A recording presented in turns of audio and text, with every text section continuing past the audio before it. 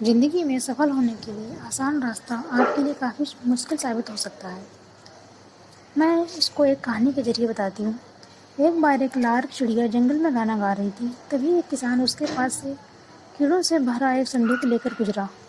लार चिड़िया ने उसे रोककर पूछा, तुम्हारे संदूक में क्या है और तुम कहाँ जा रहे हो? किसान ने जवाब दिया कि उसमें कीड़े हैं, वो बाजार से उन कीड़ों के बदले पंख खरीदने जा रहा है।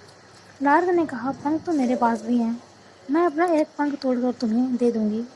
इससे मुझे कीड़े नहीं तलाशने पड़ेंगे। किसान ने लार्क को कीड़े दे दिए और लार्क ने बदले में उसे अपना एक पंख तोड़कर दे दिया।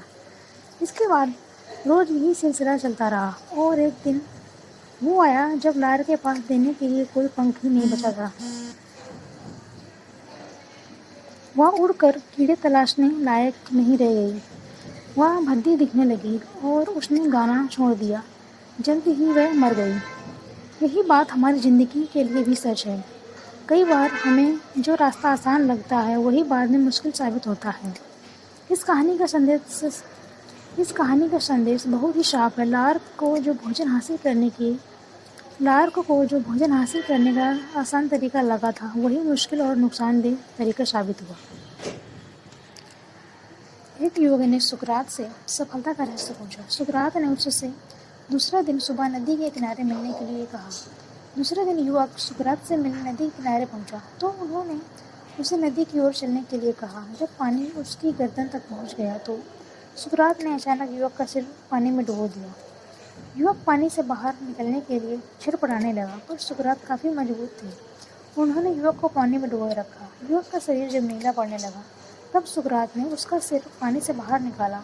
सिर पानी से बाहर निकलते ही युवक ने सबसे पहले हवा में एक गहरी सांस ली।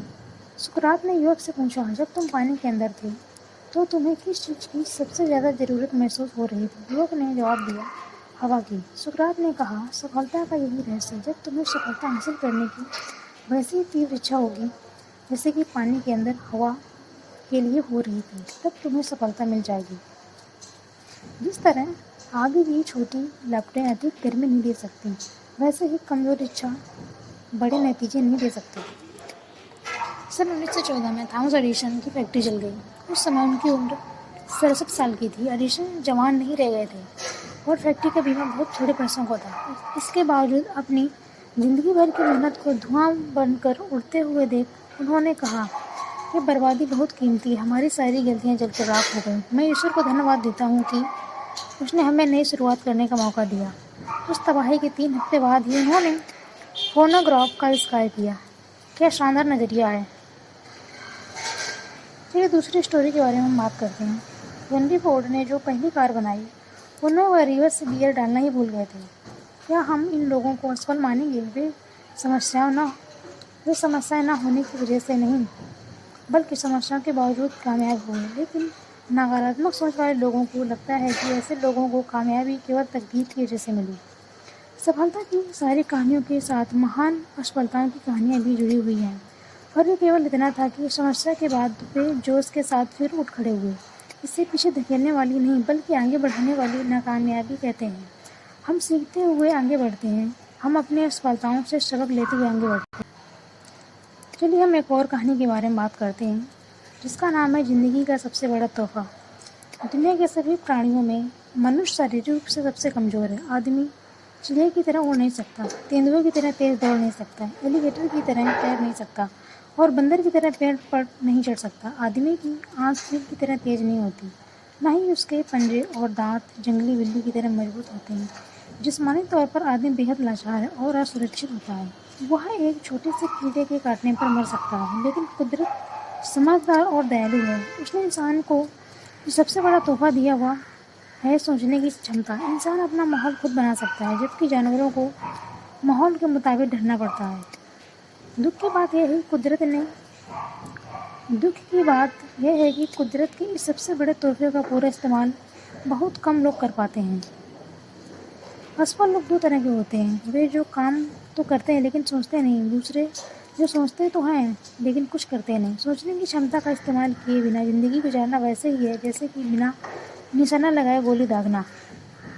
ज़िंदगी उस रेस्तरां की तरह है जहाँ हमको खुद सर्विस करनी पड़ती है।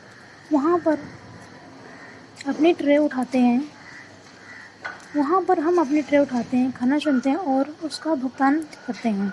अगर हम कीमत चुकाने को तैयार हैं तो वहाँ से कोई भी चीज़ ले सकते हैं। अगर हम कैफेटेरिया में किसी के आकर खाना परोसने का इंतज़ार करेंगे तो इंतज़ार ही करते रह जाएंगे। ज़िंदगी भी वैसी ही है, हम चुनाव करते हैं और फिर कामयाब होने के लिए कीमत चुकाते हैं। अपनी कुल्हाड़ी की धार तेज करो।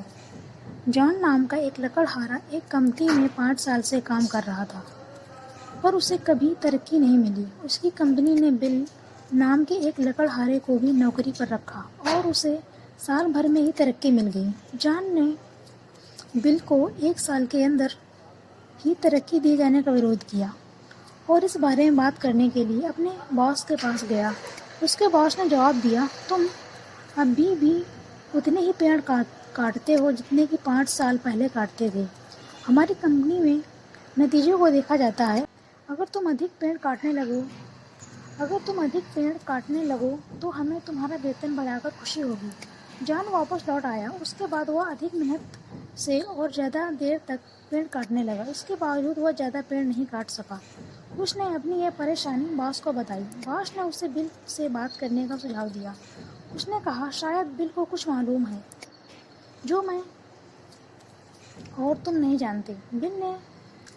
जॉन ने बिल से पूछा कि वह ज़्यादा पेड़ कैसे काट लेता है। बिल ने जवाब दिया, मैं हर पेड़ काटने के बाद 2 मिनट के लिए काम रोक देता हूँ और अपनी कुल्हाड़ी की धार को तेज करता हूँ।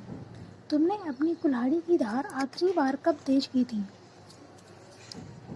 पिछली शिक्षा और गौरव का ज़्यादा महत्व नहीं होता। हमें अपनी कुल्हाड़ी की धार लगातार तेज करनी होगी।